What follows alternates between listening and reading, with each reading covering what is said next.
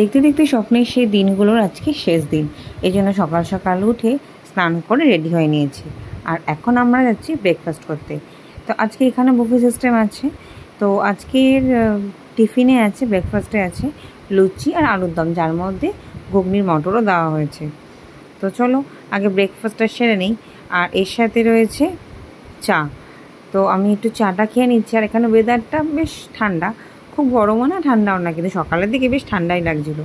আর এই ঠান্ডা ওয়েদার ব্রেকফাস্টের সাথে চা খাবো না সেটা হতেই পারে না, তাই চা খেয়ে নিয়েছি আর এখন করছি ব্রেকফাস্টটা। আর এখানের খাবারগুলো এতটাই টেস্টি ছিল, এর আগেও আমি বলেছি ভিডিওগুলোতে।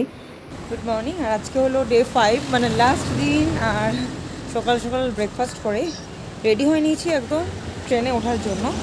তো ভাবলাম যে ট্রেনে গাড়িতে ওঠার আগে সামনেটা একটু ঘুরে নিই। আর ঘোরারও সময় নেই, টাইম হয়ে গেছে একদমই। তো এই 5-7 মিনিট একটু হেঁটে আসি। আমি আর সুরজি, ওদিকে দিদিরা রেডি হচ্ছে, একটু সামনাসামনি ঘুরে এসে তারপর আবার গাড়িতে উঠে পড়বো। সারাদিন জার্নি, দুপুরে খাওয়া দাওয়া, তারপর সন্ধ্যার ট্রেন। তো এই সামনেটা এখানে তেমনভাবে ঘোরা হলো না, কালকে ওই মার্কেটেই টাইমটা চলে গেল, তো সেভাবে ঘুরতেও পারিনি। তো একটু সামনে ঘুরে আসি আর সামনে রাস্তাটা একটু হেঁটে হেঁটে দেখিয়ে আসি।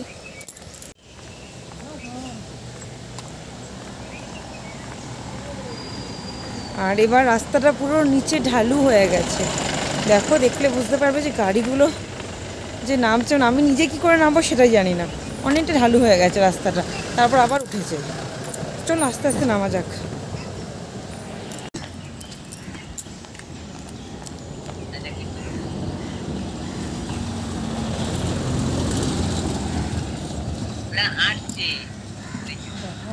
পা ব্যথা হয়ে যাচ্ছে।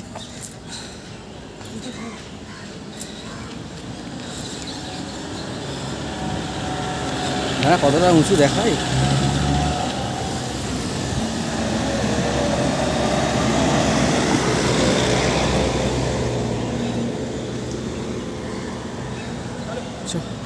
এই ভিউটা হচ্ছে আমাদের হোটেল থেকে বেরিয়ে কয়েক পা হাঁটার পরই এই ভিউটা আমরা পেয়েছি।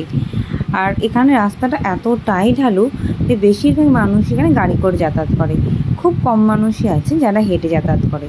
আর এই সুন্দর পাহাড়ি রাস্তায় হাঁটতে যে এত কষ্ট, সেটা আজকে হেঁটে না বের হলে হয়তো বুঝতেই পারতাম না। রোদটাও বেশ গাঢ় হচ্ছে, হাঁটতে হাঁটতে এই ঠান্ডা ওয়েদারেও আমার গরম লেগে যাচ্ছে। আর হাঁটতে হাঁটতে প্রায় চলেই এসেছি আমরা এমজি মার্গের কাছে। আর আমরা যে এসেছি দিদিদের কাউকেই বলে আসিনি। তো ভাবলাম যে এতটা যখন হেঁটে এসেছি তো একটু মার্কেটে ঘোরা যাক, তাই তাড়াতাড়ি করে আমরা জোর পায়ে হেঁটে চলে এসেছি মার্কেটে। ভাবলাম কাল যে জায়গাগুলো ঘুরে গেছি সেগুলো আরেকবার ঘুরে কিছু পছন্দের জিনিস আজকে ফাঁকা টাইমে কিনে নিই। কালকে অনেকটা ভিড় ছিল, কালকে আমরা মোটামুটি দাম দর জেনেই গেছিলাম, কিন্তু আজকে আমরা বেশ কিছু জিনিস কিনে নেব। আর কাল যখন এসেছিলাম অন্য দোকানে বাটির সেটগুলো ভীষণ পছন্দ হয়েছিল, তো আজকে অন্য একটা দোকান থেকে বেশ কিছু বাটির সেট আর এখানকার স্পেশাল কিছু কাপ আমি কিনে নিয়েছিলাম, যেগুলো ভিডিওতে দেখানো প্রায় সম্ভব হলো না। যখন আমরা জুলুকে গিয়েছিলাম, যারা আমার জুলুকের ভিডিও দেখেছো তারা হয়তো জানবে জুলুকে যেই কাপে চা দিয়েছিল আমার সেই কাপগুলো ভীষণ পছন্দ হয়েছিল, সেগুলো আমরা কিনে নিয়েছিলাম। তারপর তাড়াহুড়ো করে গাড়ি ধরে আমরা চলে যাচ্ছি আমাদের লজের দিকে, কারণ আমাদের রেডি হয়ে এবার বেরিয়ে পড়তে হবে, যে না হলে ট্রেন পাওয়ার যে ভীষণ সমস্যা হয়ে যাবে। এতটা দূরের রাস্তা, সবাই কম বেশি বলেছে এখানে নাকি ফেরার পথে অনেকটা জ্যাম হয়, তাই আর রিস্ক নিয়ে নিই, হেঁটে যাওয়ার কথা ভাবিনি। আর হয়তো হেঁটে যেতেও পারতাম না, এতটাই পা ব্যথা হয়ে গেছিলো। যাই হোক, হোটেলে ফিরে আমরা সব গুছিয়ে নিয়েছিলাম আর এখন আমাদের সব লাগেজ আমরা গাড়িতে তুলে ফেলছি। আর গাড়ি আমাদের ছেড়েও দিয়েছে। দেখো দিনগুলো কেমন তাড়াতাড়ি কেটে গেল দেখতে দেখতে। আর এখন আমি খেয়ে নিয়েছিলাম, রাস্তায় বিক্রি হচ্ছিলো ভুট্টা, সেই ভুট্টা দেখে লোভ সামলাতে পারিনি, তাই দুটো ভুট্টা কিনে আমরা সবাই মিলে ভাগ করে খেয়ে নিয়েছিলাম। ভুট্টাটা আমার বেশি পছন্দের, তাই আমি একটা গোটা ভুট্টাই নিয়ে নিয়েছিলাম। আর সেই রাস্তায় আবার দেখতে দেখতে আমরা ফিরে যাচ্ছি স্টেশনের দিকে। দেখো সেই চেনা রাস্তা, মানে ওই যে আগের কয়েকদিন আগে যেই রাস্তা দিয়ে আমরা গেছিলাম, আর এই তিস্তা নদী যেটা বয়ে যাচ্ছে। তো মনটা অনেকটা এবার খারাপ হয়ে যাচ্ছে, এত আনন্দের দিনগুলো এত নিমেষেই আমাদের চলে গেল। তো যাই হোক, এক রাত স্মৃতি নিয়ে আমরা যাচ্ছি বাড়ির পথে। ফিরতে তো হতোই, কতদিন আর এখানে আমরা থাকবো, কিন্তু এই যে ফটো ভিডিও তোমাদের সাথে শেয়ার করতে পারছি, এটাই হয়তো স্মৃতি হয়ে থাকবে। আর যখন যাচ্ছিলাম তখন দেখো অনেকগুলো ছোট ছোট বাদরের ছানা মানে হনুমানের ছোটো ছোটো বাচ্চা এখানে বসেছিল। তো আমি ভীষণ আনন্দ পাচ্ছিলাম গাড়ির ভেতর থেকে দেখতে, দিদি আবার ভয় পাচ্ছিল। তো যাই হোক, গাড়ি থেকে আমরা নেমে গেছি, আর এখন আমরা নেমে গেছি এনজেপি স্টেশনের কাছে। আর আমরা যেহেতু ব্রেকফাস্ট করে বেরিয়েছিলাম আর মাঝে রাস্তায় কিছু খাবার খেয়েছিলাম, তাই দুপুরের খেতেটা ভীষণভাবে পেয়ে গেছিলো। এনজেপি স্টেশনে নেমে আমরা কিছু বাঙালি হোটেল পেয়ে গেছিলাম, আর যেখান থেকে আমরা এক জায়গায় ঢুকে আমাদের দুপুরের লাঞ্চটা সেরে নিচ্ছিলাম।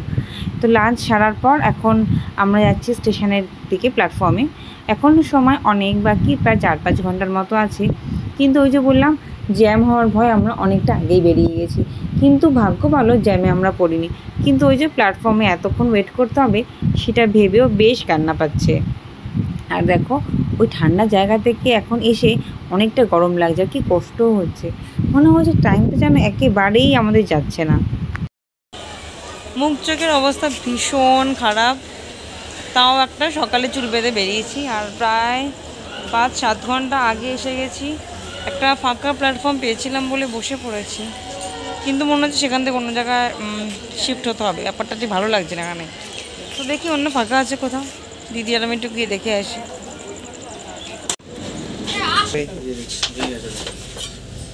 দেখতে দেখতে আমাদের ট্রেনের সময় হয়ে গেল, আর আমরা ট্রেন ধরবো বলে উঠছি। আর এখন বাজে ভোর 4:30, মানে পরের দিন ভোর 4:30। আর বর্ধমানে আমরা নেমে গেছি, আর ট্রেন ঢুকে গেছে। তারপর আমাদের ঘুমটা ভেঙেছে, তো রীতিমতো খুব তাড়াহুড়ো করে ঘুমের চোখে আমাদের নেমে পড়তে হলো বর্ধমান স্টেশনে। তারপর দেখতে দেখতে বর্ধমানের ফার্স্ট ট্রেন যেটা ছিল বর্ধমান হাওড়া, সেটা অ্যানাউন্স হয়ে গেল। আর এখন আমরা ট্রেন ধরবো বলে নামছি। আর তারপর ট্রেনে উঠে গেছি, একদম ফাঁকা ট্রেন যখন উঠলাম, কিন্তু আস্তে আস্তে প্রায় ভিড় হয়ে আসছে, আর মনটা অনেকটা খারাপ হয়ে আসছে। আর নেমে গেছি এখন আমাদের শ্রীরামপুর স্টেশন। এখন আমরা আমাদের লাগেজ নিয়ে যাচ্ছি নিচে। আমরা আবার টোটো ধরবো, আর টোটো ধরে চলে যাব একদম বাড়ি। আর দেখো, টোটো থেকে নেমে পড়েছি, আর এই যে পুজোর প্যান্ডেল, আমাদের পুজোর কী পুজো আর পুজো কীরকম কী কাটাবো, সেই পুরো দিনটা তোমাদের সাথে শেয়ার করব। তো এখন আমরা চলে এসেছি বাড়ি। মনে হচ্ছে যেন কত দিন পর বাড়ি ফিরছি, সেই চেনা জায়গা দেখে যেন আরও বিশাল ভালো লাগলো। তো আজকের এই ব্লগটা আজকে শেষ করছি, দেখা হবে নেক্সট ব্লগে। ততদিন সবাইকে ভালো থেকো।